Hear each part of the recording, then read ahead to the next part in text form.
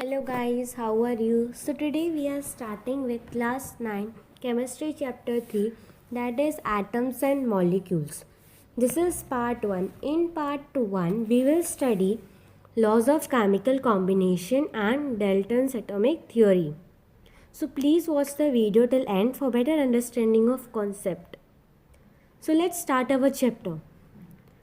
So around 500 BC, an Indian philosopher named Maharishi Kannad. Indian philosopher Maharishi Kannad. He postulated something. Now can you guess what he postulated? He postulated that if we go on dividing matter, we all know what matter is. So he postulated that if we go on dividing matter, we will get smaller and smaller particles. We will get smaller and smaller particles, and ultimately a time will come when particles will not divide further. Particles will not divide further. He named these particles as Parmanu. So here one more question is that who named Parmanu? Options will be given and you have to answer, that is Maharishi Kannad. Okay. Now second Indian philosopher, another Indian philosopher, Pakuda Katayama. He elaborated that these particles means the particles which Maharishi Kannad named Parmanu. Particles normally exist in a combined form which gives us various forms of matter.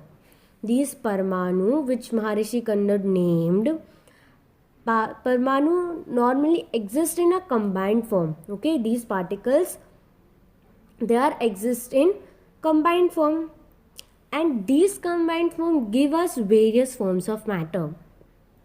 These combined form gives us various forms of matter. Now this was all about Indian philosopher.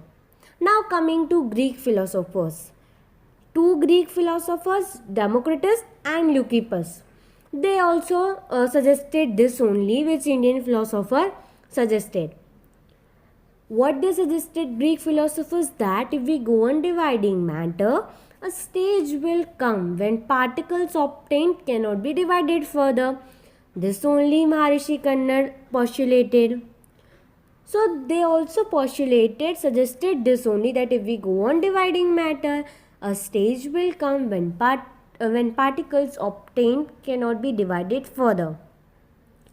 Now, like Maharishi Kannad named these particles as Parmanu, Democritus, Greek philosopher, named these atoms. Atoms means indivisible.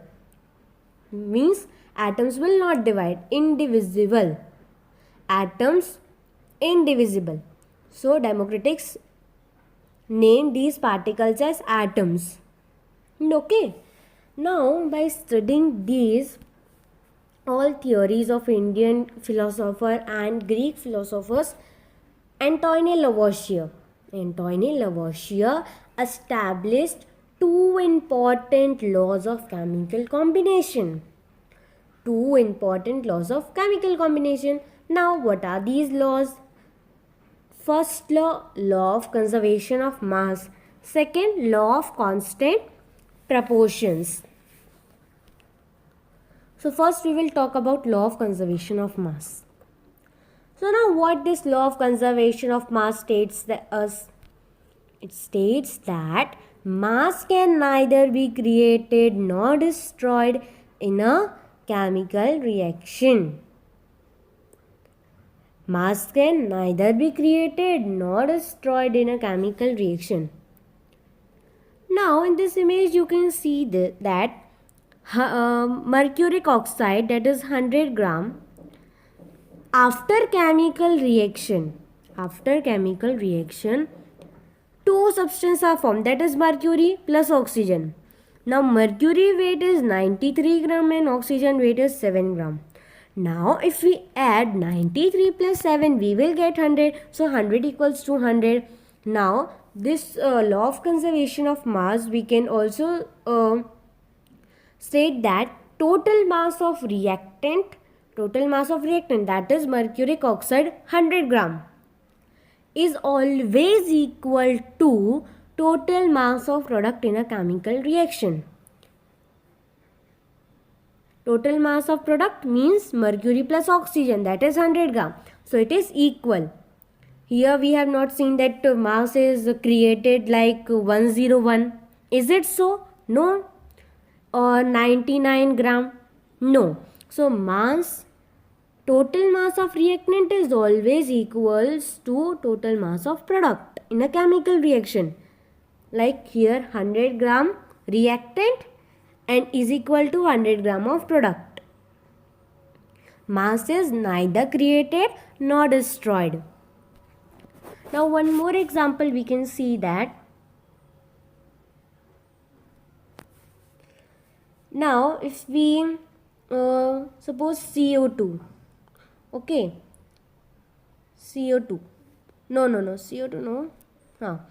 If we burn a pen. Okay, pen. Suppose it weighs 10 gram. Okay, it weighs 10 gram. Now, this is a mass of reactant. Okay, pen, mass of reactant, that is 10 gram. Now, after chemical reaction, the product will be ash and gases. Now, is it so that the ash and gases will make up to 11 gram or 9 gram? No, it is not so. Because we have learned now that mass is neither created nor destroyed. So, the 10 gram pen, that is reactant. After chemical reaction, the product will be also 10 gram. Suppose we can say ash is equal to 7 gram and gases is equal to 3 gram. Okay. So 10 equals to 10. Total mass of reactant is always equals to total mass of product in a chemical reaction. So this was the first law of conservation of mass, that mass is neither created nor destroyed in a chemical reaction. I hope you understand first law, that is conservation of mass. It's very important. So now coming to second law of constant proportions. Now what this law states us, like law of conservation of mass states us that mass is neither created or destroyed in a chemical reaction. Now law of constant proportions state that in a chemical substance, the elements are always present in a definite proportions by mass. Okay.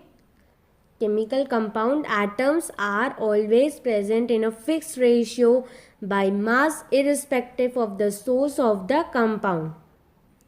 We can say in this words also that it states that in the chemical compound, atoms are always present in a fixed ratio by mass irrespective of the source of the compound.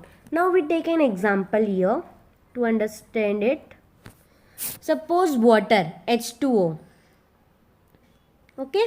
Now we know that there are 2 hydrogen and 1 oxygen in water. Now hydrogen weight is 1 U and oxygen weight is 16 U. Okay. Now hydrogen is 2, so we will write 2 U. Okay. We will write 2 U. Now the ratio of 2:16 will be 1:8. Ratio of 2:16 will be 1:8.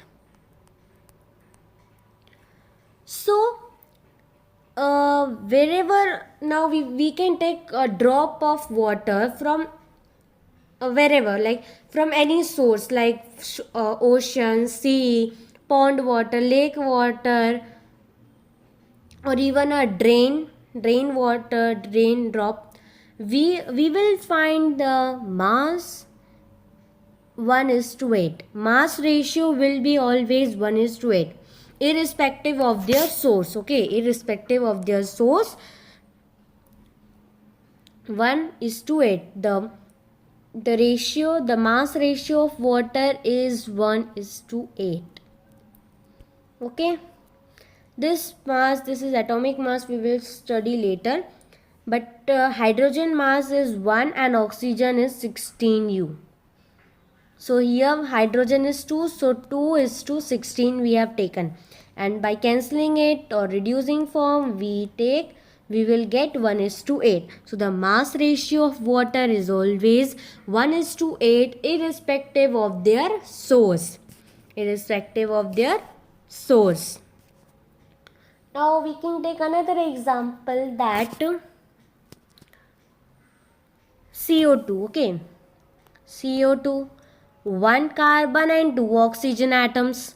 1 carbon and 2 oxygen atoms. So carbon mass is 12 and oxygen is 2, means 16 twos are. Okay, 16 twos are 32. Now by cancellation we will get, okay, 3:8. Okay, 3:8. Now from wherever we get CO2, the mass ratio is always 3:8. 3:8 irrespective of their source. So I hope that second law, that is law of constant proportion, is clear to you. So coming to Dalton's atomic theory. Now he defined that smallest particles of matter are atoms. What he defined? He defined that smallest particles of matter are atoms. So atoms are the smallest particles. Matter's smallest particle is atoms. Okay. Now his theory was based on the laws of chemical combination. We have already studied what are the laws of chemical combination, and that was established by Lavoisier. Okay, so what is Dalton atomic theory? There are 6 postulates of Dalton atomic theory. We have to be very clear with each and every point of Dalton's atomic theory, and a question can come 3 marker or 5 marker, that state Dalton's atomic theory. So you have to write all these 6 points. Okay, so now talking about first postulate, all matter is made of very tiny particles called atoms, which participates in chemical reactions. What the first postulate status? That all matter in the world, all matter is made of very tiny particles. Matter is made of very, very, very tiny particles called atoms. Now what these tiny particles called? Atoms, which participates in chemical reaction. Atoms also participates in chemical reactions. We already know this. So first point is that all matter are made of very tiny particles called atoms. Now second point, atoms are indivisible particles which cannot be created or destroyed in a chemical reaction. Now second postulate is law of conservation of mass. We have already studied what is law of conservation of mass. So the second postulate is law of conservation of mass. That is, atoms are individual particles, indivisible. Okay, atoms cannot be divided further, and atoms cannot be created or destroyed in a chemical reaction. Okay, there we studied about mass, but it is similar to law of conservation of mass. Atoms cannot be created, that now only one atom can, or we destroyed we have pushed an atom and it get destroyed. No, it is not like that. Atoms are indivisible particles which cannot be divided further, and which cannot be created or destroyed. Okay. Now third postulate, atoms of same element are identical in mass and chemical properties. Now if we take For example, that hydrogen and hydrogen. No, hydrogen no. It exists independently. Yeah, nitrogen and nitrogen. Nitrogen. Like nitrogen formula is N2 na. So NN, nitrogen. Now the properties which this atom N1 we can name as, and this is N2. Okay.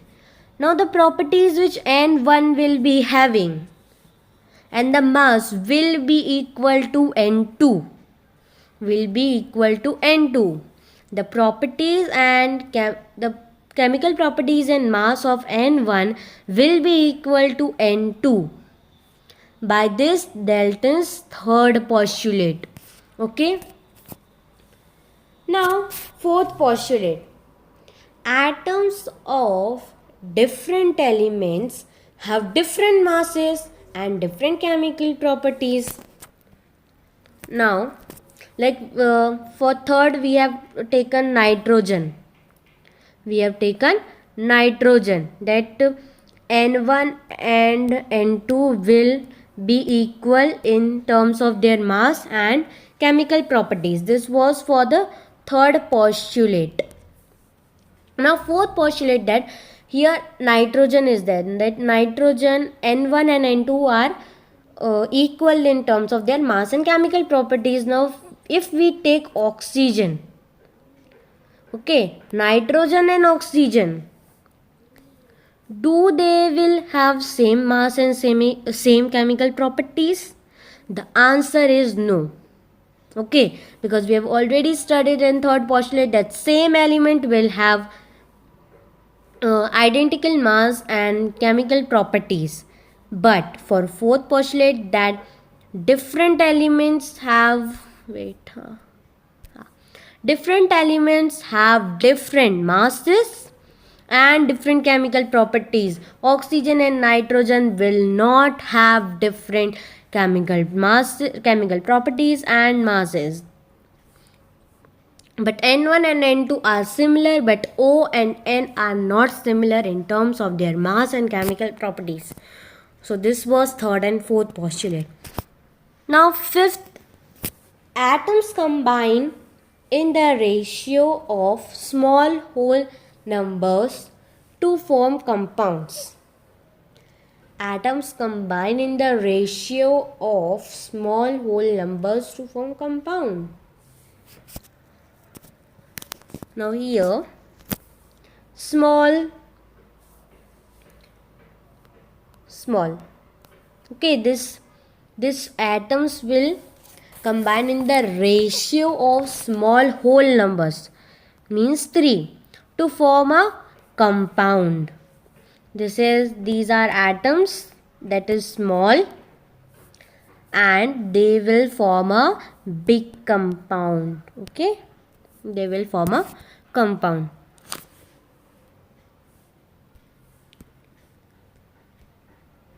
Now sixth, the relative number and kinds of atoms are constant in a given compound. Number and kinds of atoms. This is similar to law of constant proportions.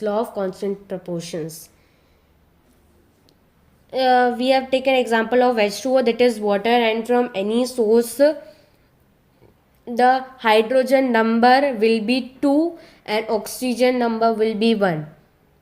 Okay, it will not so that sometime hydrogen will be 3 and no oxygen, or hydrogen will be 1 and 2 atoms of oxygen. No, this will not be happen. Irrespective of their source, their mass will be equal and their number will also be equal.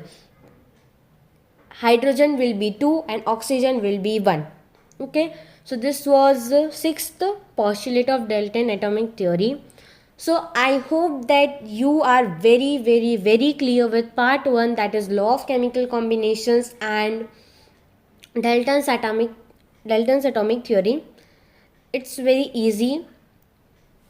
Okay, so I will be providing notes in the description box, and if you face any difficulties or any doubts in this first part or full chapter when we will complete, Please write in comment session and I will definitely reply to all. So thanks for watching my video. Please like, share my video and subscribe my channel. Stay tuned for upcoming videos. Hit the bell icon so that you will get notifications for my upcoming videos. Till then, stay home, stay safe. Bye bye. See you soon.